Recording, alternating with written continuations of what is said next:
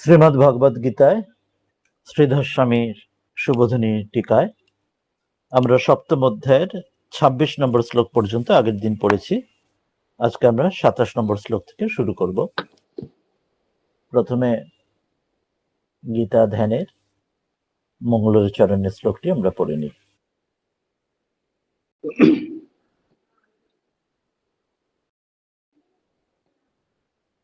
এই শ্লোকটি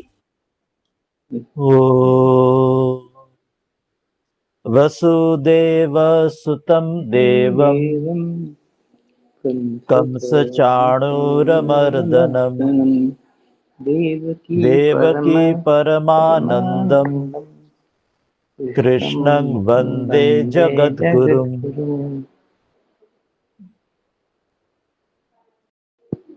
আমরা ২৭ নম্বর শ্লোকে চলে আসব।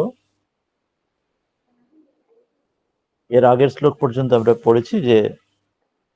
শ্রীকৃষ্ণ বলছেন যে কারা তাকে ঠিক বোধে জানতে চিনতে পারে না এবং কারা তাকে জানতে চিনতে বা তাকে পেতে পারেন, ঈশ্বর লাভ করতে পারেন। এবং দুই পক্ষের এই অর্থাৎ দৈবী সম্পদ আর্ষিক সম্পদ যেটি ভবিষ্যতে তিনি বিস্তারে আসবেন সেটির বলছেন যে প্রথমে যারা যারা তাকে পান না এবং যারা তাকে পান সেটির সূচনা করেছিলেন।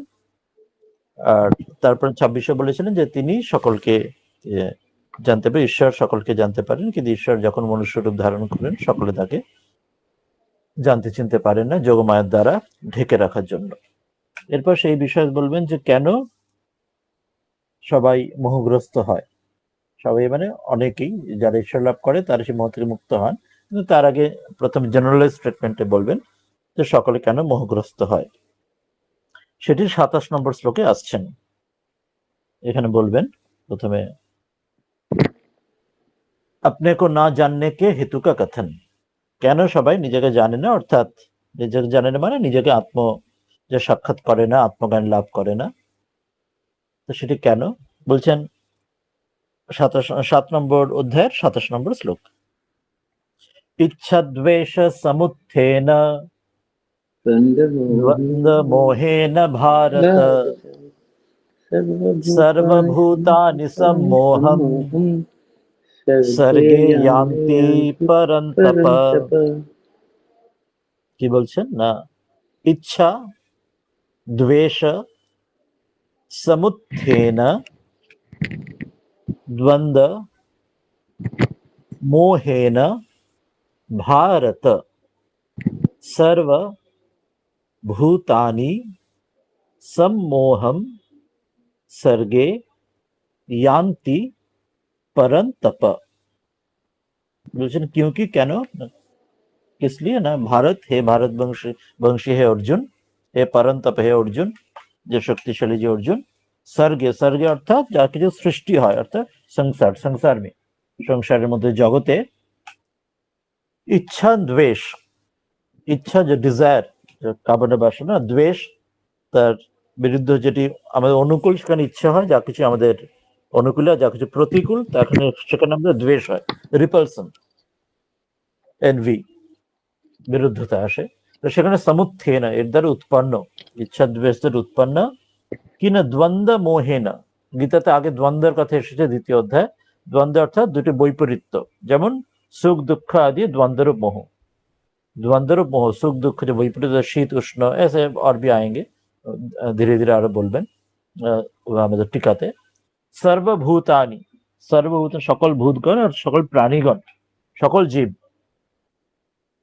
সমগ্র বিশ্ব সম্মোহম সম্মোহ তো মোহগ্রস্ত যে তার অত্যন্ত অজ্ঞতার দ্বারা সেখানে यान्ति প্রাপ্ত हो रहे हैं,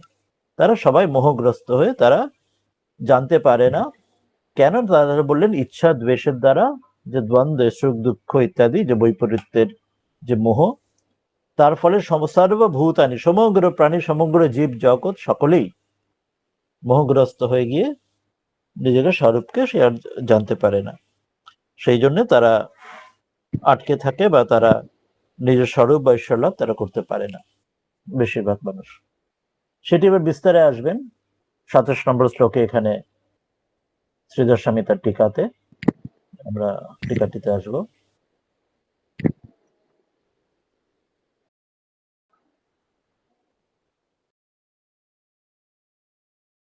'27 7 নম্বর অধ্যায়ের 27 শ্লোক বলছেন যে তদ এব মায়া বিষয়ত্বেন, তদ এবং মানে আগের অধ্যায় আগের শ্লোকে যে বলেছেন যে যে কেউ তাকে যে জানতে পারছেন না এবং তাকে তার স্বরূপ জানতে পারছেন না, তো তদেব মায়া বিশেষত্বেন, কেননা মায়ার অধীনে, মায়ার প্রভাবে, মায়া বিষয়ত্বেন, যে মায়ার অধীন হওয়ার জন্য জীবানাম সকল জীব পরমেশ্বর অজ্ঞানম উক্তম, যে মায়ার কারণে, মায়ার দ্বারা সম্মোহিত হওয়ার জন্য, আগের দিন যেটা বলা হয়েছিল, যেমন ম্যাজিশিয়ান যখন ম্যাজিক দেখেন, ইন্দ্রজাল, তখন ম্যাজিশিয়ান তিনি কিন্তু মায়াগ্রস্ত, তিনি কিন্তু ভুল দেখেন না, তিনি যা সঠিক দেখতে পারেন, কিন্তু যিনি ম্যাজিক দেখছেন, দর্শক অডিয়েন্স, তারা সব এই নানা ম্যাজিকে উল্টো পাল্টা তারা সব দেখতে থাকে এবং তারা যে বাস্তবিক যেটা সে বুঝতে জানতে পারে না যে সত্যটি কি। তো সেই রকম বলছেন যে মায়ার কারণে ঢাকার জন্য জীবানাম, যে পরমেশ্বর, তারা সকল জীব পরমেশ্বর ঈশ্বরের যে অজ্ঞান মুক্তম, তারা পরমেশ্বর সম্বন্ধে তাদের অজ্ঞান থেকে যায়, তারা জানতে পারে না, কারণ ঈশ্বর তাদের ঢেকে রাখেন, যেন তাদের জানতে তাদের জানতে দেন না। কারা তাহলে এটি বলছেন তস্য এব অজ্ঞানস্য, যে তস্য সেইটি, এই অজ্ঞানস্য, এই যে অজ্ঞান, সেই অজ্ঞানের দৃঢ়ত্বে, সে অজ্ঞান কেন দৃঢ় হয়, কেন জানতে পারছে না, আরো যেন চোখ একদম সে পটি যেন বেঁধে রাখছে, কিছুতেই জানতে দেয় না, সে কারণম আহ, সেই কারণটা জানাচ্ছেন যে কেন যে মানুষজন সেই অজ্ঞানের মধ্যে থেকে কেন জানতে পারে না, কেন ঈশ্বর কেন সাধারণ মানুষ জানতে পারছে না, কেন সবাই ঢেকে রয়েছেন, কি কারণে, সেটি বলছেন ইচ্ছা দ্বেষ সমুত্থেন দ্বন্দ্ব মোহেন ভারত সর্বভূতানি সম্মোহম সর্গে ইয়ান্তি পরন্তপ। বলছেন প্রথমে যে সর্গে ইয়ান্তি, ওই শব্দটি আসছেন সৃজ্যতে ইতি সর্গ, সৃজ্যতে মানে যা কিছু সৃষ্টি হচ্ছে, তৈরি হচ্ছে, যা কিছু উৎপন্ন হচ্ছে, ইতি সর্গ অর্থাৎ সৃষ্টি, অর্থাৎ যা কিছু এই জগতের কথা, এই সমস্ত সৃষ্টি সংসারের কথা বলা হচ্ছে এর মধ্যে দিয়ে। বলছেন সর্গে মানে সৃষ্টিতে, এই সমগ্র জগতে স্থূল দেহ উৎপত্ত, যে স্থূল দেহ যখন, অর্থাৎ জীবগণ যখন উৎপন্ন হচ্ছে, মানুষ হোক অন্যান্য সব জীব, তাদের যে স্থূল দেহতে তারা যখন রয়েছে, উৎপত্তির ফলে, সত্যাং উৎপত্তির ফলে, উৎপত্তির সময়, তদ অনুকূল, সে স্থূল দেহের, যে দেহ নিয়ে সে রয়েছে জগতে, প্রত্যেক জীবের ক্ষেত্রে সে দেহের যে অনুকূল যে ইচ্ছা, এবং তৎ প্রতিকূল দ্বেষ, অর্থাৎ সেই দেহটি সুখে ভালো রাখার জন্য তার যা যা পছন্দ, যা যা দরকার, সেটি তার ইচ্ছা, তখন সেটিকে আরো সাজিয়ে রাখার, সেটিকে ভালো রাখার জন্য, এটা দেহ উৎপন্ন হলেই সেটা তার সঙ্গে সঙ্গে সেটি এটা তো আসে, এবং তার প্রতিকূল দ্বেষ, যাতে দেহের ক্ষতি হতে পারে বা দেহটা সুন্দর হবে না, অসুবিধা হবে, তার যে প্রতিকূল, তার প্রতি দ্বেষ, সেটা অর্থাৎ চাইবে না, অ্যাভয়েড করতে চাইবে যা কিছু দেহের অসুবিধার বিপরীত, আর যা কিছু দেহকে ভালো রাখার সহায়ক, তার প্রতি ইচ্ছা করতে চাইবে, সেটা বেশি চাইবে, আর অন্যটি একদমই চাইবে না। তো তাভ্যাম, এই দুটো সমুত্থাহ, এই দুটি দ্বার উৎপন্ন হয়ে সমুদ্ভূত, এই দুটোর ফলে ইচ্ছা এবং দ্বেষের দ্বারা যখন দেহ উৎপন্ন, মানুষ এবং সকল জীবরা যখন সংসারে জগতে আসছে, তার ফলে দুটো উদাহরণ দিচ্ছেন, ইহা তাদের কি হয়, সেখান থেকে উৎপন্ন কি হয়, ইচ্ছা এবং দ্বেষের দ্বারা, অনুকূল প্রতিকূলে, যেমন বলছেন শীত উষ্ণ, ঠান্ডা গরম, আমরা প্রত্যেকে আমরা সেই রকম ঠান্ডা গরম অনুযায়ী আমরা পছন্দ অপছন্দ আছি, শীতকালে আমরা একটু গরম পছন্দ করি, গরমকালে একটু ঠান্ডা পছন্দ করি, আবার গরমকালে বেশি গরম পছন্দ করি না, শীতকালে বেশি ঠান্ডা পছন্দ করি না, অর্থাৎ সবগুলি আমাদের ইচ্ছা এবং দ্বেষ, কোনটি আমরা চাইছি, কোনটা চাইছি না, বিভিন্ন পরিস্থিতিতে স্থানকাল পাত্র বেশে নিজের শরীরের স্বাচ্ছন্দ্যের জন্য। সেরকম উদাহরণ হচ্ছে সুখ দুঃখ, প্রত্যেক মানুষই সুখ চায়, কেউ দুঃখ চায় না, তো ইত্যাদি, দুঃখ সুখ দুঃখ আদি, দ্বন্দ্ব, এই যে দ্বন্দ্ব, এই যে ডুয়ালিটি, পেয়ার অফ অপোজিটস, এটাকে দ্বন্দ্ব বলা হচ্ছে। সবকিছুর মধ্যে জগতে এই দুটো সবসময় চলতে থাকবে, কোনো অ্যাবসলিউট এর মধ্যে আসবে না। এই কারণেই বলছে শুদ্ধ দ্বন্দ্ব এটা চলতে থাকে পেন্ডুলামের মতো একদিক থেকে একদিকে। ওই যেমন শীত উষ্ণ বলা হলো, যেমন যে গরমকালে যে গরমটা ভালো লাগে না, শীতকালে সেই গরমটাই ভালো লাগে। আবার শীতকালে যে ঠান্ডাটা ভালো লাগে না, গরমকালে সেই রকম ঠান্ডা হলে বা কিছুটা হলে ভালো লাগে। তো একই জিনিস সবসময় পাল্টে এই দুটোই পেন্ডুলামের মতো দুলতে দুলতে চলতে থাকবে, কখনো এটা কখনো এটা, কখনো এক একদিকে কম বেশি এরকম চলবে। এই যে দ্বন্দ্বের নিমিত্ত, এর দ্বন্দ্বের নিমিত্ত এর যে এটি যে মোহ, এই মোহকেই বলা হচ্ছে বিবেক ভ্রংশ। বিবেক ভ্রংশ অর্থাৎ এর ফলে আমাদের যে সাধনা চতুষ্টয় যেটি শাস্ত্রে বলা আছে বিবেক, যে নিত্য অনিত্য বস্তু বিবেক, ঠাকুর কথামৃতে বলছেন ঈশ্বরী বস্তু সকলই অবস্তু। তো আমাদের সেখানে সেটি ছেড়ে, ঈশ্বর ছেড়ে অন্যান্য যে অবস্তুর প্রতি আমাদের এই টান বা তার বৈপরীত্য, তার প্রতি দ্বেষ, কোনোর প্রতি বেশি টান, কোনোর প্রতি কোনো কিছু বস্তু বা ব্যক্তির প্রতি দ্বেষ, সেই দিকে আমাদের মন বেশি চলে যাচ্ছে, ঈশ্বরের ছেড়ে অন্যান্য দিকে এইসব দিকে চলে যাচ্ছে। এগুলো উদাহরণ এখানে দ্বন্দ্বের মাধ্যমে দিলেন। তার ফলে বিবেকে ভ্রংশ এবং মোহগ্রস্ত হয়ে যাচ্ছে, এবং তার দ্বারা সর্বভূতানি, মানুষ এবং সকল জীবকুল সবাই, সম্মোহম, এটি সবাই মোহগ্রস্ত হয়ে যায়। এটি ঈশ্বরের যেন সেই যোগমায় যেন ঢেকে রাখেন, যেন তাকে। আগের শ্লোকে তিনি বলেছিলেন, যোগমায়ের কথা বলেছিলেন, যোগমায়ের দ্বারা ঢেকে রাখার জন্য, সেই জন্য আমাকে কেউ জানতে পারে না। ফলে ঢেকে রাখার ফলে কেউ ঈশ্বরের দিকে না তাকিয়ে বা তাকে জানতে না চেয়ে, যেটা কঠোপনিষদে বলা হচ্ছে, যেন ঈশ্বর যেন আমাদের ইন্দ্রগুলোকে বহির্মুখী করে তৈরি করেছেন। সে বাইরেই জগৎকে দেখতে ব্যস্ত, আমাদের নিজের ভেতরে যেখানে ঈশ্বর রয়েছেন, সে কস্তুরী মৃগর যেমন, সে তার গন্ধের জন্য ছুটে বেড়াচ্ছে, কিন্তু গন্ধ তার ভেতর থেকে আসছে সেটা জানছে না, কিন্তু বাইরে ছুটে বেড়াচ্ছে এবং ব্যাধের হাতে পড়ে প্রাণ হারাচ্ছে। এবং সেই জন্য কি হয়, সবাই সর্বভূতানি সম্মোহগ্রস্ত হয়ে ঈশ্বরকে মনে রাখে, নিজেকে নিয়ে ব্যতিব্যস্ত হয়ে পড়ে। যেমন অনেকে বাচ্চারা বা কেউ হয়তো আয়নাতে নিজেকেই দেখতে ব্যতিব্যস্ত, নিজেকে সাজাতে, নিজেকে কেমন দেখতে ব্যস্ত ব্যস্ত ওইরকম হয়ে পড়ে। কিনা সম্মোহম কি হয়, উদাহরণ দিচ্ছেন, অহম এব সুখী দুঃখী চাইতি, অর্থাৎ আমাকে নিয়ে নিজেকে, যে আমি সুখে আছি, আমি দুঃখে আছি, আমি সুখে আছি, তাহলে সুখটা আরো বাড়াতে হবে, যাতে দুঃখ এবারে, আমি দুঃখে আছি তাহলে দুঃখটা এড়াতে হবে। মানে নিজেকে নিয়ে এত ব্যতিব্যস্ত সবসময় আমরা নানা ক্ষেত্রে। তো আমাদের এর চেয়ে বাইরে, ঠাকুর যেমন বলছেন, কলকাতার মানুষগুলো সব যেন সব ওই নিম্নমুখী, তারা নিম্ন দৃষ্টি সবাই, যে ঈশ্বরের দিকে যেন সেই তারা ঊর্ধ্ব দৃষ্টি কেউ নয়, যে তাদের উচ্চ চিন্তা বা সেই ঈশ্বর চিন্তার সেই দিকে তাদের যেন যায় না। আর স্বামীজির ক্ষেত্রে এক জায়গায় উল্লেখ হচ্ছে যে এমন তার উঁচু ঊর্ধ্ব দৃষ্টি, যেন তার মানে ওই তখনকার যে টেলিগ্রাফে তার যেমন থাকতো, তার নিচে তার যেন দৃষ্টি যায় না। অর্থাৎ সবসময়, মানে এটা একটা উদাহরণ, এটার সঙ্গে বৈপরীত্য উদাহরণ দেওয়া আছে। তো যাই হোক, সেই রকম হচ্ছে অহমেব, আমি সুখী আমি দুঃখী চাইতি, গাঢ় তরম অভিনিবেশম, ভীষণ গাঢ় মানে একদম পুরো ঢেকে রাখছে, যে অন্ধকার যেমন সে ঢেকে দেয়, যে আমাদের কিছু ঘরের বা বাইরে আমরা যখন দেখতে পাই না সবকিছু, বা চোখকে ঢেকে রাখার মতো, সেটা গাঢ়তর বলছেন, যে আমি সুখ দুঃখে একটার পর একটা লেয়ার, একটার পর একটা লেয়ার আরো বাড়তেই থাকে। সেখান থেকে জন্ম থেকে শুরু হলো, আগের সংস্কৃত যা আছে, এই জন্মের আরো কর্মের মাধ্যমে একটার পরে জড়িয়েই পড়তে থাকে, এবং ক্রমশ গাঢ় থেকে গাঢ় হতে থাকে। এরকম অভিনিবেশম, যেন অভিনিবেশ হয়ে একদম সম্পূর্ণ আষ্টপৃষ্ঠে জড়িয়ে ফেলে। সেখান থেকে বেরোতে অন্য কিছু ভাবনা চিন্তা করার থাকে না, সকাল থেকে রাত অব্দি কি করে ওই সুখ দুঃখ, তার ইচ্ছা দ্বেষ, ওটার মধ্যে চলতে থাকে। প্রাপ্য বলতে এটাই প্রাপ্ত হয়। অতঃ সেই জন্য তানি, তাদের মত জ্ঞান, আমার সম্বন্ধে যে জ্ঞানের অভাবাত, আমার সম্বন্ধে জ্ঞানের অভাব হয়ে যায়, সেই জন্য আমাকে জানতে পারে না, অভাবাত ন মাং ভজন্তি, সেই জন্য আমাকে যারা জানতেই পারে না, তো আমার সম্বন্ধে যে বিন্দুমাত্র কিন্তু ধারণাই হয় না, তখন ন মাং ভজন্তি, সেই না আমাকে তারা ভজনা করেই না। সেটা ইতি ভাবহ, আমার সম্বন্ধে বিন্দুমাত্র জানলে শুনলে কোনোভাবে যদি স্বীকৃতি হয়ে থাকে, আমার কথার নাম শুনবে, মানে ঈশ্বরের চিন্তা বা সেইরকম কোনো যোগাযোগ ঘটবে, কোনো সৎপ্রসঙ্গ, সৎ সঙ্গ, তো এইভাবে কিছু ঈশ্বর যোগাযোগ করিয়ে দেন কোনোভাবে,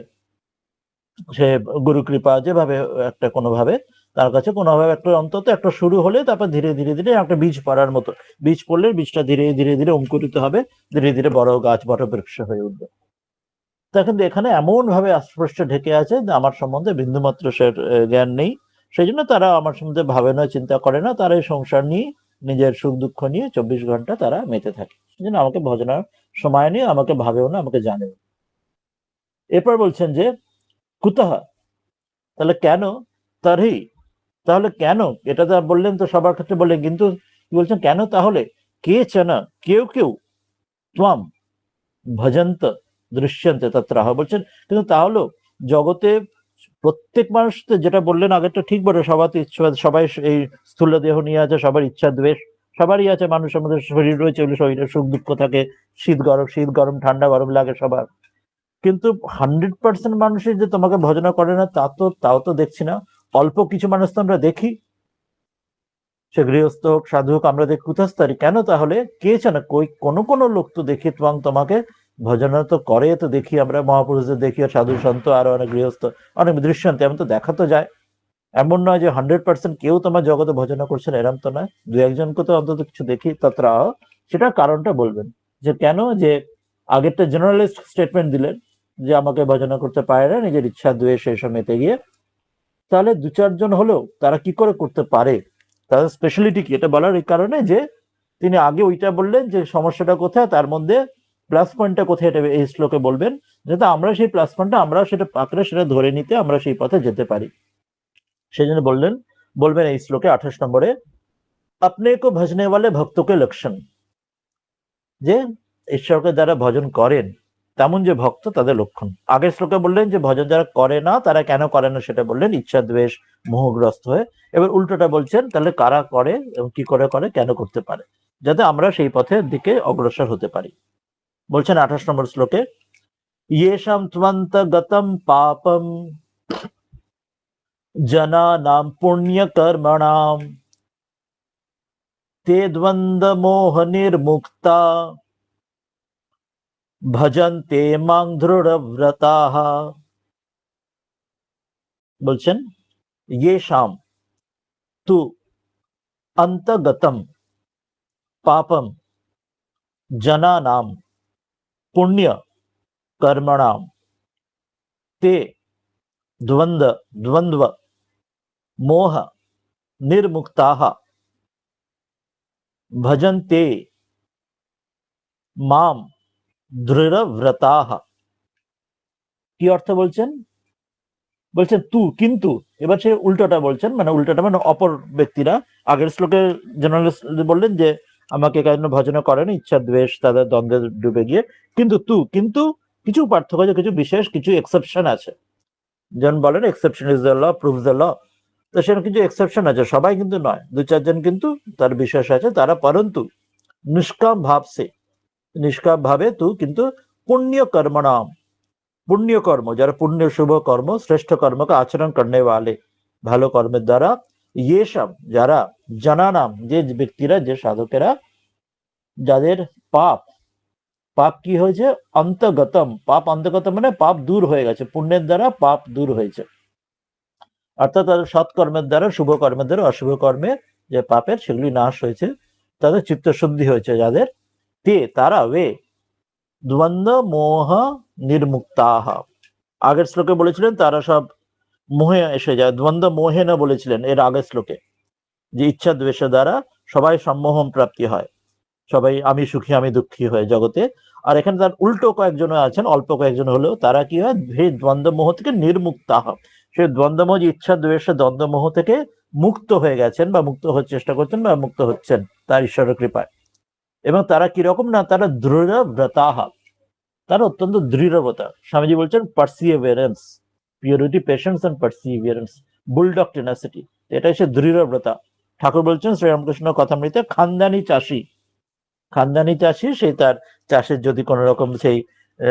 সুখ হয় অনাবৃষ্টি, তাহলে সে ছাড়বে না, সে ধরে থাকবে ঠিক। সেই চাতক পাখির কথা বলছেন, সে যেমন সেই হোমা পাখির কথা, বেদের কথা, হোমা পাখি সেই ঈশ্বরের দিকে উঠছে, আকাশের দিকে উঠছে, বা কেউ সে সাতী নক্ষত্রে জল ছাড়ানো জল খাবে না ইত্যাদি, এই যে নানা রকম আছেন, তো সেগুলি বলছে দৃঢ়ব্রতা। যেমন হোক না কেন, তারা কিন্তু তাদের পুণ্যের ফলে, তাদের পাপ দূরীগত হওয়ার ফলে, শুভ কর্মের দ্বারা চিত্তশুদ্ধির ফলে তারা ঈশ্বরকে শক্ত করে পাকড়ে না, দৃঢ় নিশ্চয়ই ভক্ত তারা, এবং তার ফলে তারা দ্বন্দ্ব মোহ নির্মুক্ত। এই যে দ্বন্দ্ব মোহ যেটা ছিল ইচ্ছা দ্বেষের যা সমস্যা, সেখান থেকে তারা ঠিক কাটিয়ে দিতে পারে। তারা আমাকে মুঝকো, যে আমাকে ঈশ্বরকে সর্বপ্রকার সে ভজনতে, তারা কিন্তু আমাকে ভজনা করতে পারে। এটা একটা ইম্পর্টেন্ট, সেটা এক্সেপশন যেটা এটা বললেন, যেটা আমাদের যেটি প্রচেষ্টার জন্য এটি জানাচ্ছেন 28-এ। কি বললেন, যেটা কুতঃ কেন, তারহি তাহলে, কে চানা কেউ কেউ, ত্বাং তোমাকে, ভজন্ত তোমাকে ভজনা করেন, দৃশ্যতে দেখা যায়, এমন তো দেখা যায় যে 2-4 জন হলো বা কিছু মহাপুরুষ সাধু সন্ত গৃহস্থ যারা তোমার ভজনা করেন, তত্র সেক্ষেত্রে সেই বিষয়ে বলছেন, येषां तु अंतगतम पापम जनानां पुण्य कर्मणां ते द्वंद्व मोह निर्मुक्ताः भजन्ते मां दृढ़व्रताः। কি অর্থ হলো না, येषां যারা, তু তারা কিন্তু, পুণ্য আচরণশীলানাম যারা কিন্তু পুণ্য আচরণ, যারা শুভ কর্মের দ্বারা, সুকৃতির দ্বারা, সুকৃতি মানে কিরকম, অর্থাৎ শাস্ত্র এবং গুরু যা বলেছেন, অর্থাৎ শ্রদ্ধার দ্বারা, শ্রদ্ধার সংজ্ঞাত একটা জায়গায় আসছে, গুরু এবং শাস্ত্র বাক্যে বিশ্বাসে, গুরু যেমন বলেছেন, শাস্ত্র যেমন বলেছেন, সেই রকম সৎ পথের থেকে নিষিদ্ধ কর্ম বর্জন করে এবং কাম্যকর্মের ক্ষেত্রে সেখান থেকেও পার হয়ে নিষ্কাম কর্ম ঈশ্বরে অর্পণ করে চেষ্টা করছেন, করতে করতে তার কৃপাতে সর্ব প্রতিবন্ধকম, তার ফলে সকল যে প্রতিবন্ধক, সকল যে বাধা কোনটি প্রতিবন্ধক, অর্থাৎ তোমাকে জানার পাওয়ার, সেটিও যে মোহ যেটা ছিল, ইচ্ছা দ্বেষ, আমি সুখী আমি দুঃখী, যে নিজের দিকে নিজেকে নিয়ে এত ব্যস্ত যে ঈশ্বরকে নিজের হৃদয়ের মধ্যে ঈশ্বর আছেন তাকে জানাচ্ছে না, সময় হয় না, সেটি বাধা, সেই বাধাটাই হচ্ছে পাপ। সে পাপম অন্তগতম নষ্ট হয়ে যাচ্ছে। কিসের দ্বারা নষ্ট হলো তাহলে, যেহেতু যখন দৃঢ় ব্রত হয়ে যে ঈশ্বরের যে গুরু এবং শাস্ত্রবাক্যে বিশ্বাসের দ্বারা, যেমন শাস্ত্র এবং গুরু বলেছেন সেই রকম যে কর্ম আচরণ করে ঈশ্বরে অর্পণ করছেন, সেটি পুণ্য আচরণ, সেটি শুভ কর্ম, সেটির দ্বারা মনের মধ্যে যে পাপ, অর্থাৎ নিজেকে নিয়ে ব্যতিব্যস্ত যে স্বার্থপরতা, সেটি পাপ, সেটি দূর হয়ে যাচ্ছে। অন্তগতম নষ্টম কে তারাই দ্বন্দ্ব নিমিত্তে না, এই দ্বন্দ্বের, এই যে সুখ দুঃখের যে দ্বন্দ্ব, ইচ্ছা দ্বেষ যে দ্বন্দ্ব, শীত উষ্ণ যেটা আগে বলা হয়েছিল, সেগুলি সেইরূপ যে দ্বন্দ্বের যে মোহ, যেটি নিজেকে ঈশ্বরকে ভুলিয়ে দেয় নিজেকে নিয়ে মেতে থাকার জন্য, সেই মোহ থেকে নির্মুক্ত সেই মুক্ত থেকে সেখান থেকে মুক্ত হয়ে যায় তারা কিরকম দৃঢ়ব্রতা হয়, দৃঢ়ব্রতে শ্রদ্ধার কথা যেটি বলা হলো, বুলডগ টেনাসিটি, পারসিভিয়ারেন্স, তার দৃঢ়ব্রত হয় খানদানি চাষির মতো, একমাত্র আমাকে ঈশ্বরকে, একমাত্র একান্তি না, যে একান্তি চিত্ত হয়ে দৃঢ়, যাই হোক না কেন ঈশ্বর ছাড়া তারা আর অন্য কিছু তাকে ধরে না। তা সেইভাবে একান্তি নয়, একমাত্র সন্তঃ মাং ভজন্তে, তারা অনন্য ভক্ত হয়ে, অনন্য চিত্ত হয়ে, একমাত্র যে অবস্থায় হোক না কেন, সেই বিড়াল ছানা যেমন মা যেখানেই রাখুন না কারণ তার ঈশ্বরের, তার প্রারব্ধ ঈশ্বরের ইচ্ছে, ভালো জায়গায় রাখুন খারাপ জায়গায় রাখুন, সে এক মনে সে মা মা বলে মাকে ডাকে। তো সেই রকম সমস্যা যেমন যে আসুক না কেন, যে সময় খারাপ সময় হলেও মাকে ডাকবে, ভালো সময় এসেও সেখানে মাকে ভুলবে না। ফলে তার সেই ইচ্ছা দ্বেষে যে নিজের যে ব্যক্তিগত সুখ দুঃখ স্বার্থপরতা, সেটার পারে চলে যায়, ফলে তার পাপ দূর হয়, তার তখন চিত্তশুদ্ধি হয়, তখন সে আমাকে জানার জন্য, ঈশ্বরকে জানার জন্য সে দৃঢ় হয়ে ভজনা করতে থাকে।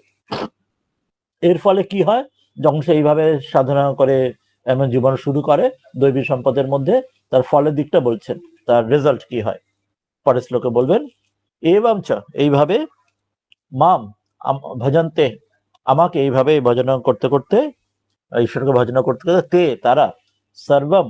তারা সকল কিছু, বিজ্ঞেয়ম তারা সকল কিছু, বিজ্ঞম যা কিছু জানার, জেনে যায়, বিজ্ঞান যা কিছু জানার যোগ্য, যা কিছু কি জানার যোগ্য সেগুলি পরে আসবেন, সেগুলি বিজ্ঞান, সেগুলি জেনে কৃতার্থ হয়ে যায়, এবং অর্থাৎ তারা আর কিছু জানার বাকি থাকে না, আর কিছু পাওয়ার বাকি থাকে না, এবং কৃতার্থ ভবন্তি ইতি আহ, তারা সবকিছু জেনে, সবকিছু তার যা কিছু জানার সেটি জেনে তার কৃতার্থ হয়ে যায়, যে তারা আর কিছু তাদের বাকি থাকে না, তার ভবন্তি হয়ে যায় ইতি আহ, সেটা কি, সেটা এবারে 29 শ্লোকে বলবেন। भगवान का आश्रय लेकर यत्न करने वालों को ब्रह्म प्राप्ति, বলছেন যারা একমাত্র ভগবানকে আশ্রয় নেয়, যে অন্য সবকিছু জগতের এইভাবে ছেড়ে দিয়ে পুণ্যকর্মের চিত্তশুদ্ধির দ্বারা ঈশ্বরকে অর্পণ করে দৃঢ়ব্রত হয়ে আশ্রয় নিয়ে তার যত্ন করতে থাকে, এই দৃঢ়ব্রত হয়ে প্রচেষ্টা করতে থাকে, করতে করতে তারা শেষে কি হয় সেটি বলছে ব্রহ্মপ্রাপ্তি, শেষে তারা ঈশ্বর লাভ, আত্মা সাক্ষাৎকার, ব্রহ্মলাভ, ব্রহ্মপ্রাপ্তি তাদের হয়। সেটি 29-এ বলছেন, যারা মরণ মোক্ষায় মামাশ্রিত্য यतन्ति ये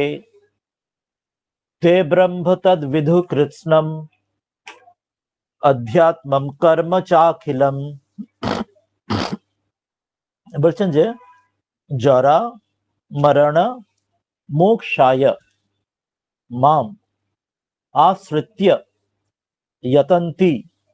ये ते ब्रह्म तत् विदुः कृत्स्नम् अध्यात्मम कर्म च अखिलम। বলছেন যে ইয়ে যে মাম আমার আশ্রিত, আমার আশ্রয় নেয়, আমার শরণাগত হয়, আমার শরণ নিয়ে শরণ হোক, আমাকে শরণ নিয়ে তারা জরা মরণ মোক্ষায়, জরা থেকে এবং মরণ থেকে মুক্তির জন্য, অর্থাৎ জরা মরণ মানে এই যে সংসার চক্র, একবার মরলে আবার তার জন্ম এই যে কন্টিনিউ চলতে থাকবে, জন্ম হলে আবার যে ষড়বিকার, ষড়বিকার কি কি বলা হয়, অস্থি জায়তে পরিবর্ধতে বিপরিণামতে অপক্ষীয়তে নশ্যতি, এই যে 6টি বিকার প্রত্যেকের এরকম হতে থাকে, আমরা জন্মগ্রহণ করে অস্তিত্ব আসে, তারপরে পরিবর্ধতে বড় হতে থাকে, তারপরে বিপরিণামতে তারপরে একটা পরিবর্তন আসে, যেমন সেই ইয়ে কি বলে ক্যাটারপিলার থেকে বাটারফ্লাই যেমন হয়, বা ট্যাডপোল থেকে ফ্রগ, সেই রকম যে পরিবর্তন একটা আসছে, তারপরে শেষে কি হয় অপক্ষীয়তে, পরে চাকাটা উল্টো দিকে ঘুরতে থাকে, তখন ধীরে ধীরে ক্ষীণ হতে থাকে, সেটাকেই জরা বলা হচ্ছে। জরা মানে ধীরে ধীরে আস্তে আস্তে আবার ওই শেষের দিকে পথ ফুরিয়ে আসছে, এবং মরণ শেষে নশ্যতি ফুরিয়ে যায়, মরে যায়। তো এই যে চক্র, জন্ম মৃত্যুর যে চক্র, এই 6টা ষড়বিকারের মধ্যে দিয়ে চলতে থাকে সবার, সেখান থেকে মোক্ষ, সেখান থেকে মুক্তি, সেখান থেকে মুক্তি পাওয়ার জন্য তারা যতন্তি, তারা প্রযত্ন করে চেষ্টা করে। যারা কিভাবে না মেয়ের মাম আশ্রিত, আমাকে আমার আশ্রয় গ্রহণ করে আমার শরণ নিয়ে তারা প্রচেষ্টা করে ওই পাপ কর্ম বা তারা নিষিদ্ধ কর্ম সকাম কর্ম ত্যাগ করে তারা একমাত্র আমাকে অর্পণ করে পুণ্য কর্মের দ্বারা তারা চেষ্টা করতে থাকে, এবং তারা সেই যে সাধকরা তারা সেই রকম তারা সেই মানে সেই ব্রহ্মকে, অর্থাৎ সেই ঈশ্বরকে, সেই স্বরূপকে, তার স্বরূপকে কৃষ্ণম, কৃষ্ণ মানে সম্পূর্ণভাবে, অর্থাৎ বলা হয় শাস্ত্রে ব্রহ্মবেদ ব্রহ্ম এব ভবতি, যে ব্রহ্মকে জানে তিনি স্বয়ং ব্রহ্মই হয়ে যান, তার সাথে একীভূত হয়ে যান, সেই জন্য কৃষ্ণম সম্পূর্ণ বলছেন তাকে, যে নিজের নিত্য শুদ্ধ বুদ্ধমুক্ত যে স্বরূপ, যে সেই ব্রহ্ম, সেই স্বরূপ নিজেকে জানতে পারেন। এবং আর কাকে না অধ্যাত্মম, অধ্যাত্মকেও জানতে পারেন। অধ্যাত্ম কি সেটা অর্থ পরে আসবেন। আর অখিলম, অখিলম মানে সমগ্র, সমগ্র কি না কর্ম, সমগ্র কর্ম কি সেটাও তিনি ব্যাখ্যায় আসবেন, কর্ম সাকে বিদুহু, সেটাও তিনি জানতে পারেন। এরপর এটির ব্যাখ্যাটা তিনি আসবেন এই 29 শ্লোকে, যে এবং এইভাবে মাং ভজন্তে, আমাকে ভজনা করতে করতে, তারা সব সর্বম বিজ্ঞেয়ম, যা কিছু সর্ববিজ্ঞান, যা কিছু জানার যোগ্য আছে এই পরমার্থের এই পথে, সেগুলো বিজ্ঞান, সেগুলো সব জেনে গিয়ে কৃতার্থ হয়ে যান, আর কিছু তার বাকি থাকে না, আর কিছু তার করার বাকি থাকে না, এবং তারা ভবন্তি, কৃতার্থ ভবন্তি, এবং তারা কৃতার্থ হয়ে যান, ভবন্তি হয়ে যান, ইতি আহ জরা মরণ মোক্ষায় মাম আশ্রিত্য यतन्ति ये ते ब्रह्म तद्विदुः कृष्णम अध्यात्मम कर्म च अखिलम। বলছেন যে যারা মরণয়োর নিরাসার্থম, অর্থাৎ জরা এবং মরণ, যেটা উদাহরণ দেওয়া হলো যে ষড়বিকার, যে সেগুলি জরা মরণ সবগুলোকেই নিরাসার্থ, অর্থাৎ নিরাশ করার জন্য, অর্থাৎ শেষ করার জন্য, নিবারণ করার জন্য, যাতে আর না হয়, অর্থাৎ নিরাশ করার জন্য, যাতে ওটাই শেষ, লাস্ট, এরপরে আর জন্য জরা মরণের এই ষড়বিকারের এই চক্রে, এই সাইকেলের মধ্যে আর পড়তে না হয়, নিরাশ করার জন্য, নিবারণ করার জন্য, শেষ করার জন্য, মাম আশ্রিত্য, আমার আশ্রয় গ্রহণ করে, ঈশ্বরের আশ্রয় গ্রহণ করে ইয়ে প্রয়তন্তে, যে প্রযত্ন করে, যে চেষ্টা করতে থাকে, যারা করেন, যেসব সাধকরা, তে তারা, তৎ যে তাকে জানতে, সে তাকে কি না, তাকে পরম ব্রহ্ম, সে পরম ব্রহ্মকে, তার পরম ব্রহ্মকে, ঈশ্বরের যে তারা নির্গুণ নির্বিকল্প যে ব্রহ্ম, তাকে সম্পূর্ণভাবে বিদু, তাকে জানতে পারেন, যে তার সঙ্গে একীভূত হয়ে যেতে পারেন। কৃষ্ণম সমগ্র, আর কি কৃষ্ণম অধ্যাত্ম, অধ্যাত্ম কি সেটা তিনি পরের অধ্যায়তে আরো বিস্তার করে আরো আসবেন ওই বিষয়গুলি সম্বন্ধে। অধ্যাত্ম চ বিদুহ, এবং অধ্যাত্ম তত্ত্ব সেটা সম্বন্ধে বিস্তারে তিনি জানতে পারেন, ঈশ্বরকে যেমন তিনি জানে যান, এবং অধ্যাত্ম তত্ত্ব, যে ঠাকুর যে বলছেন সে পথেই গেলে না তো সে পথের কি নির্দেশ কি জানবে, সেই নয়, যে যে পথে গেছেন যিনি, সেই পথে পৌঁছে গেছেন, পৌঁছাওয়া ব্যক্তি, তিনি পথের নানা দিক নির্দেশও তিনি নিজেও জানেন, অপরকে জানাতে পারেন। তাই অধ্যাত্ম তত্ত্ব অর্থাৎ যিনি সেই তাকে লাভ করেছেন, তিনি এই পথের যা কিছু ভালো মন্দ সবকিছু, মন চলে নিজ নিকেতনে, সেই পথে নিজ নিকেতনে যাওয়ার পথে যে পান্থশালা বলছেন, এর মধ্যে ভালো মন্দ কি আছে, কোথায় সাবধান হতে হবে ইত্যাদি সবকিছু তিনি জানেন, জেনে যান। ইয়ে না, যার দ্বারা তৎপ্রাপ্তব্যম, বলছেন যাতে, যেটি তাকে জানা যায়, যে তাকে জানা যায়, তং দেহাদি ব্যতিরিক্তম শুদ্ধম আত্মানাম চ জানন্তি, বলছেন যে সেই অধ্যাত্ম তত্ত্ব, যেটি আগের শ্লোকে আগেরটাতে বললেন কৃষ্ণ সমগ্র, সেটিও জানেন, এবং তাকে যে যার দ্বারা তিনি প্রাপ্ত, তাকে পাওয়া যায়, এই ঈশ্বর তত্ত্বকে পাওয়া যায়, তং দেহাদি ব্যতিরিক্তম শুদ্ধম আত্মানম, যে সেটি সেই তত্ত্বতে কি আছে না, এই আমি দেহ নই, আমি নিত্য শুদ্ধ বুদ্ধিমুক্ত আত্মা, আমি দেহ নই, আমি মন নই, আমি এর পারে, সেই যে তত্ত্ব, যে দেহ থেকে আলাদা, আমি যে দেহ থেকে আলাদা রয়েছি। ঠাকুর যেমন বলছে, সেই শুকনো নারকেল যেমন, সেই ওটা নাড়লে সে ভেতরে ঝুনো, আর ভেতরে ওটা আলাদা হয়ে যায়, সে ঠিক ঠিক অনুভব করতে পারে যে দেহ আলাদা, আমি আলাদা। তো সেই তখন জানতে পারেন সে নিজেকে, সে সাধক, যে আমি দেহ থেকে আলাদা, শুদ্ধ আত্মা নয় চ জানন্তি, সেটি সে জানতে পারেন, সেই সাধক তখন ইতি অর্থ, তিনি জানতে, যে অধ্যাত্ম তত্ত্ব সব জানতে পারেন। তৎ সাধনী ভূতম, সেই রকম তার যে সাধন, তার যে সাধন স্বরূপ কি উপায়, অর্থাৎ পথ চলার জন্য কি উপায়, তার সাধনী ভূতম অখিলম স রহস্যম, যে সাধনের ভূতম, সাধনের যে উপায় স্বরূপ, সাধনী ভূতম অখিলম সমগ্র, স রহস্যম, যে রহস্য, কিসের রহস্য না, কর্মচ, যে কর্ম রহস্য, অর্থাৎ এর আগে তিনি বলছেন, পরে আছে গহনা কর্মনা গতি, কর্মের গতি বড় গহন, যে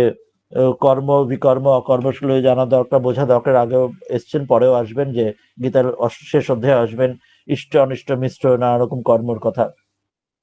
তো কাদের সেই কি কর্মের ফল হয়, যে কর্ম রহস্য তার, এবং তার সাধন, এবং কোনটি করে কোনটিতে আমরা ঠিক কর্ম করতে পারি, যে ভুল কর্ম সেটি ফল আমরা থেকে এড়িয়ে যেতে পারি, সেখান থেকে আমরা বাঁচতে পারি। এই অখিল, এই সমগ্রভাবে সবকিছু এই কর্ম রহস্য, কর্মতত্ত্ব চ জানন্তি, সেটাও সমগ্র জানতে পারে, অধ্যাত্ম তত্ত্বের পথ, এবং যা কিছু কর্ম, এবং সেই বললাম নিষ্কাম কর্ম, সেখানে চিত্তশুদ্ধি, তার যে তত্ত্ব সম্ভব, কোন কর্ম কিভাবে করণীয়, সবকিছু সেই উপায়, যে তাকে ঈশ্বরে অর্পণ করে, এবং ফলাশক্তি ত্যাগ করে, নিজের যে কর্তৃত্ব বুদ্ধি ত্যাগ করে, অনাসক্ত হয়ে কর্ম, এগুলো বিস্তারে, এগুলো পরে আসবেন, এগুলো বিস্তারে কর্ম রহস্য জানতে পারেন, অধ্যাত্ম তত্ত্বের পথও জানতে পারেন, যারা তাকে আশ্রয় করে পথ চলতে থাকেন, পাপ বুদ্ধি অর্থাৎ ওই ত্যাগ করে, দ্বন্দ্ব মোহর ইচ্ছা দেশ ত্যাগ করে, সৎ কর্মের মাধ্যমে তাকে অর্পণ করে এগোন, তাদের পুণ্যের দ্বারা তাকে জানতে পারেন, ধীরে ধীরে জানেন। এবার এখানে তাদের উৎসাহ বর্ধন করবেন এই অধ্যায়ের শেষ শ্লোকেতে, বলবেন নচা এবং ভূতানাম যোগ ভ্রংশ শঙ্কা অপি ইতি আহ, বলছেন যে এমন যারা প্রচেষ্টা করবে, তাদের কিন্তু যোগভ্রষ্ট হওয়ারও, তাদের পথ থেকে বিচ্যুত হওয়ার, যে পথ হারিয়ে যাবার, বা মানে লক্ষ্যে না পৌঁছানোর এমন কোনো আশঙ্কা তাদের নেই, তারা কিন্তু ঠিক শেষ পর্যন্ত তার কাছে পৌঁছবেই, পথের শেষে পৌঁছবেই, জেনে এটা নিয়ে কোনো আশঙ্কা করো না। সেটি তিনি ওদের উৎসাহ বর্তন করছেন অর্জুনের মাধ্যমে আমাদের, যে অবশ্যই তুমি পাবে। আপনি সমগ্র स्वरूप को जानने की महिमा का कथन, যে তাকে সমগ্রভাবে জানলে তার যে মহিমা,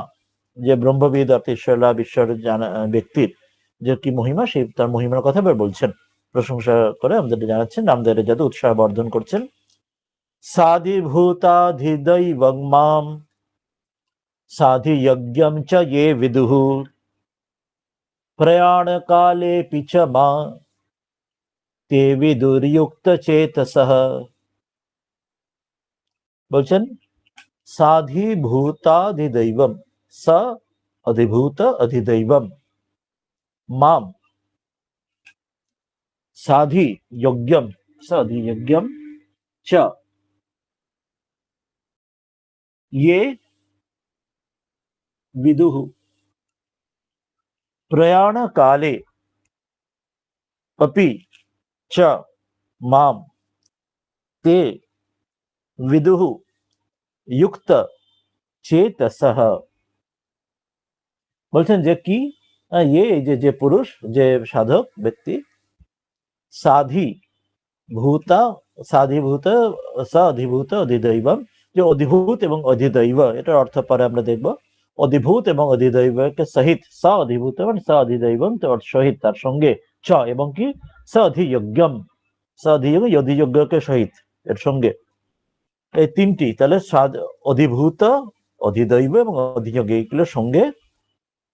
সবকা আত্মরূপ মাম আমাকে যে ঈশ্বরকে পরমেশ্বরকে প্রয়াণ কালে তার শরীর যাবার সময়ও প্রয়াণকালের সময় অপি তখনও যদি বিদু তখনও যদি জানতে পারে জানতে হ্যাঁ তে যুক্ত চেতস সেই যুক্ত চিত্ত বলে পুরুষ সেই সাধক ব্যক্তি আগে যে বলেছিলেন যে দৃঢ়ব্রতা হয়ে তাকে শেষ সময় হলো ঠাকুর বলছেন আমাকে যারা শেষ সময় এলেও তাদের আমি পরমধামে নিয়ে যাব মা বলছেন যে ঠাকুর বলেছেন যে তার নিজ মুখের কথা যাকে দ্বারা তাকে ভজনা করবে শেষ সময় এলেও তিনি তাদের নিয়ে যাবেন সেটাই বলছেন যে শেষ সময় তাকে জানতে পারে এবং যুক্ত চেতস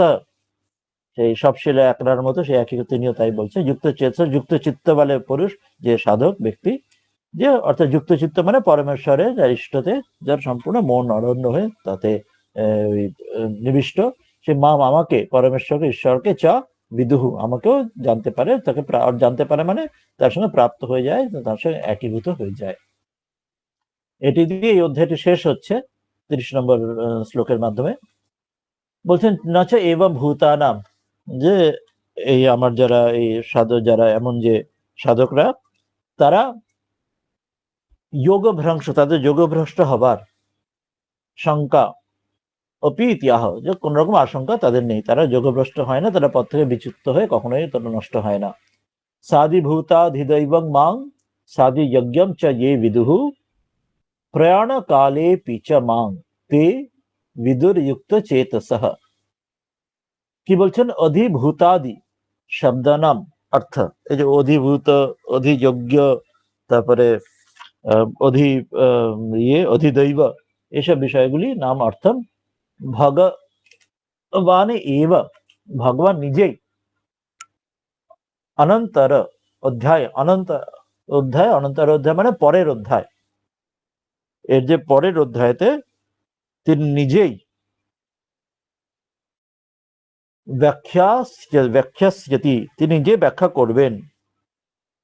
তিনি পরের অধ্যায় এই বিষয়ে তিনটি অধিযজ্ঞ অধিদৈব অধিভূত এই তিনটি বিষয় তিনি স্বয়ং ভগবান এব অনন্তর অধ্যায় পরের অধ্যায় ব্যাখ্যাস্যতি ব্যাখ্যা নিজেই করবেন সেজন্য এই অধ্যায় শ্রীধর স্বামী সেটার ব্যাখ্যা কিছু দিচ্ছেন না পরের অধ্যায়ে যখন ভগবান স্বয়ং শ্রীকৃষ্ণ ব্যাখ্যা করবেন তখন তিনি সেটির টিকাতে আসবেন অধিভূতেন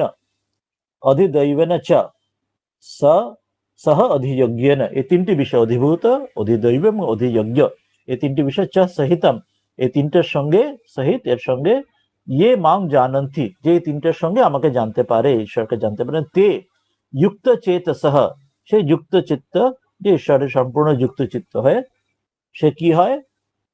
ময়াসক্ত যুক্ত চেতস অর্থ বলছেন ময়াসক্ত মনসহ যে একমাত্র সে ময়াসক্ত মনস অর্থাৎ সে আমাতেই আসক্ত চিত্ত হয়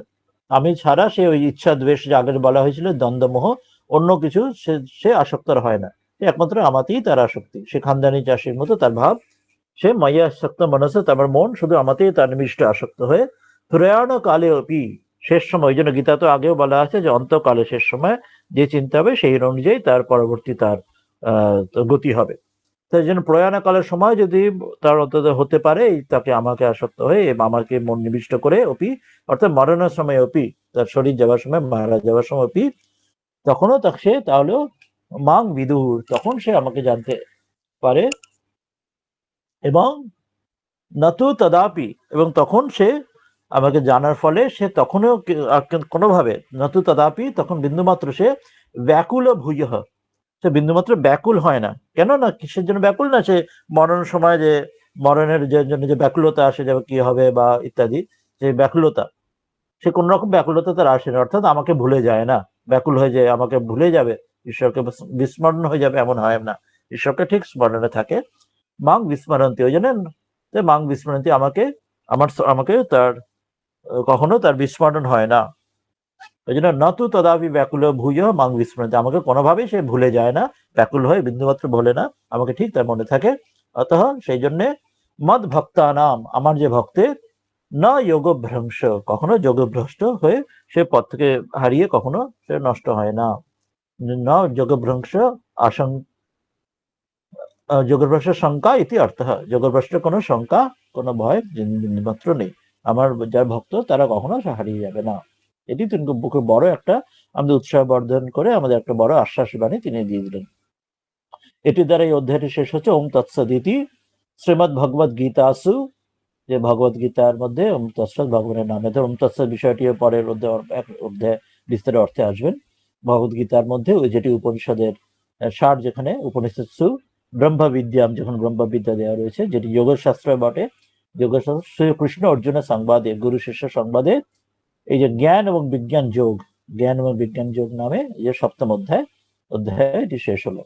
এই অধ্যায় শেষে সুন্দর একটি শ্লোক দিচ্ছেন শ্রীধর স্বামী, এটি লিখছেন। শ্লোকটি বলছেন, কৃষ্ণ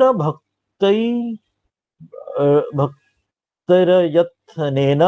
ব্রহ্ম জ্ঞানমवाप्यते ইতি বিজ্ঞান যোগাখ্যে সপ্তমে সম্প্রকাশিতম। বলছেন কৃষ্ণ ভক্তই, কৃষ্ণের যে ভক্ত, অর্থাৎ ঈশ্বরের যে ভক্ত, যারা নিজের গুরু ইষ্টের যিনি, যার যার নিজ নিজ ইষ্ট যিনি ভক্ত, তিনি তারা অযত্নেন, কোনো যত্ন ছাড়াই, অর্থাৎ বিনা না খেটেই, বিশেষ খাটাখাটনি ছাড়াই, অনায়াসে খুব সহজেই কি না ব্রহ্ম জ্ঞান, এই ব্রহ্ম জ্ঞানকে অবাপ্যতে পেয়ে যান।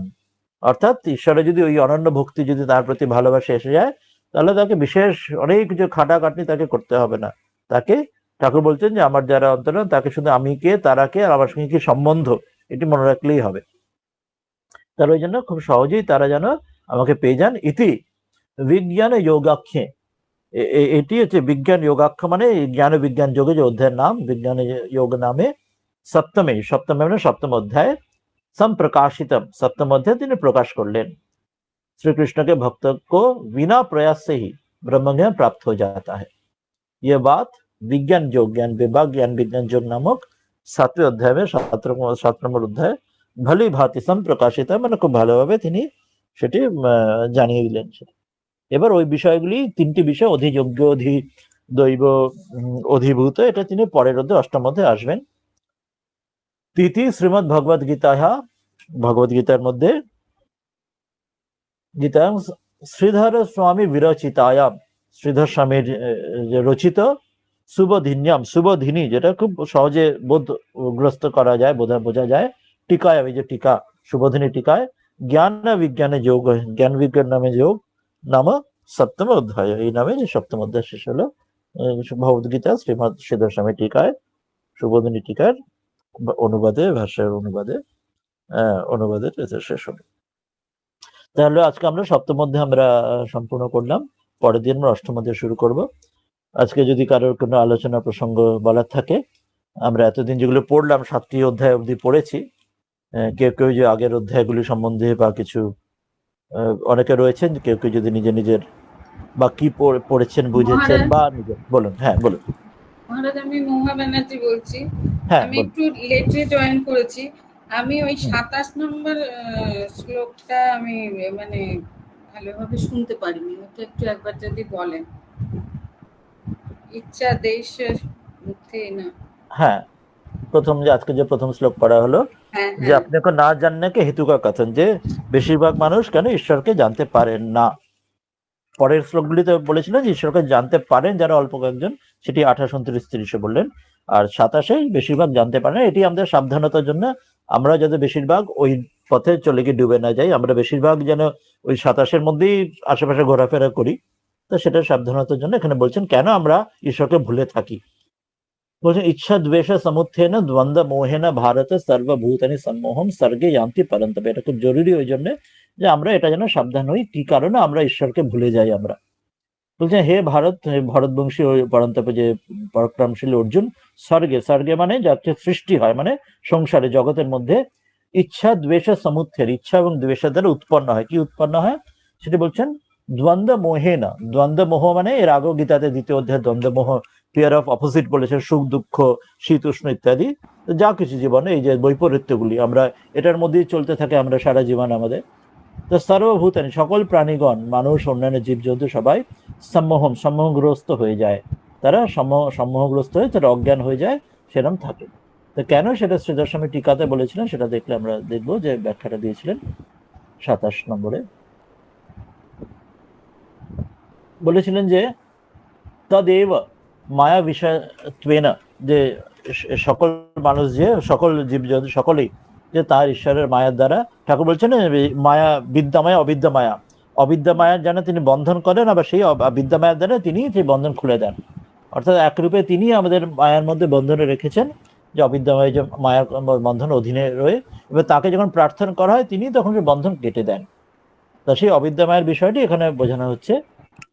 যে মায়ার বিষয় জীবানাম সকল জীব, পরমেশ্বর অজ্ঞানাম উত্তম, যে পরমেশ্বর সম্বন্ধে অজ্ঞান, তার অধিকাংশে আমরা তাকে ভুলে থাকি। কঠোপনিষদে বলা হচ্ছে যে ঈশ্বর যেন আমাদের ইন্দ্রিয়গুলি বহির্মুখী করে তৈরি করেছেন, কস্তুরী মৃগর মতো আমরা বাইরে খুঁজে দৌড়ে বেড়াচ্ছে সারাক্ষণ, নিজের হৃদয় যে ঈশ্বর আছেন তাকে দেখতে পাচ্ছি না, ফলে ব্যাধের হাতে পড়ে প্রাণ যাচ্ছে।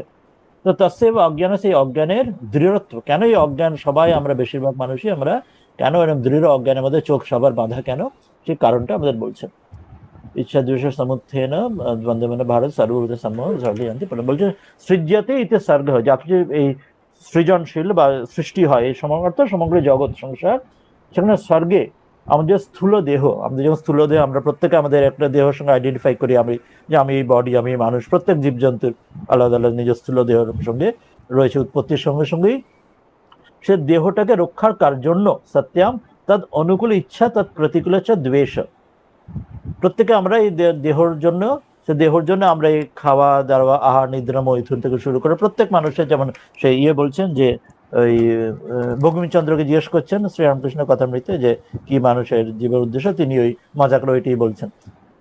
যে আহার নিদ্রা মৈথুন, অর্থাৎ এই বিষয়টি যে আমরা শরীর রক্ষার জন্য সারাক্ষণ তার সপক্ষে যে ইচ্ছা যেগুলি তাতে শরীরকে সুখ দেবে,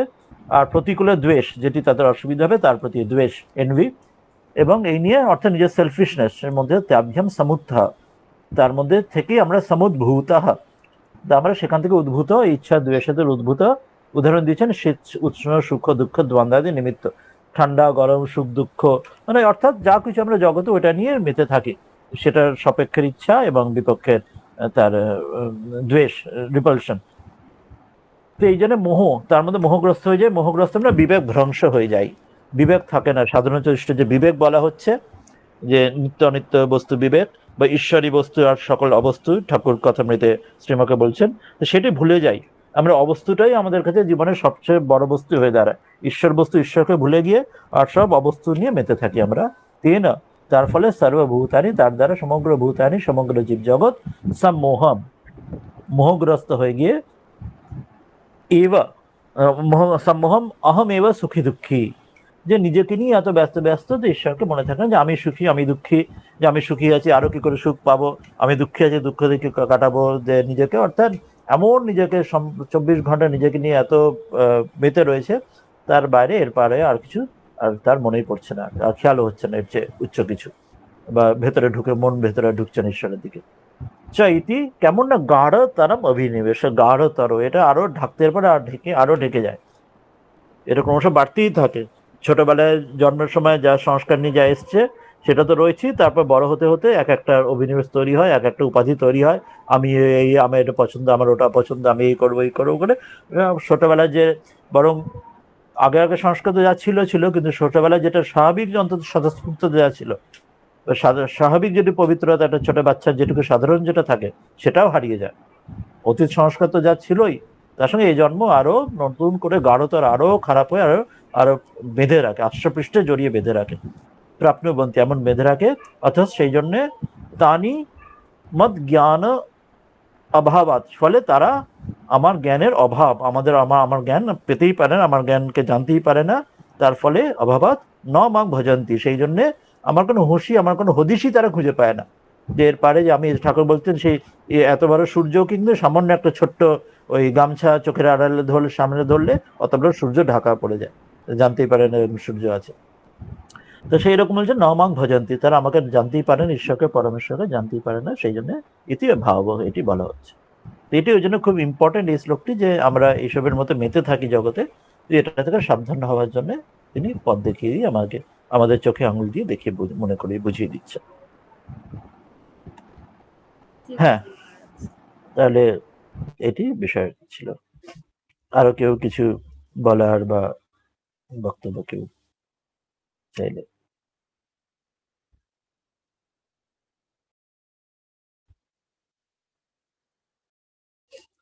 তাহলে আজকে বোধহয় আমরা এখানে শেষ করব, আর কারোর কোনো প্রশ্ন আলোচনা না থাকলে আমরা তাহলে আরেকটি ওই গীতা ধ্যানের যে শ্লোকটি ওটি পড়ে আমরা শেষ করতে পারি, যদি আরো আর কিছু বক্তব্য না থাকে। আর কারোর বক্তব্য থাকলে বলে নিতে পারেন, নাহলে আমরা শেষ করব এই শ্লোকটির মাধ্যমে।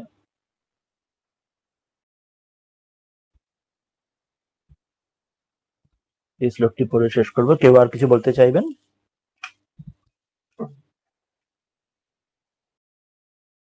ঠিক আছে, তাহলে আমরা এই শ্লোকটি পড়ে এখন শেষ করব।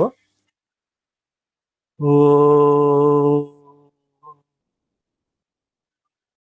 মূকং করোতি বাচালম পঙ্গুম লঙ্ঘয়তে গিরিম यत्कृपातमहं वन्दे परमानन्दमाधवम्।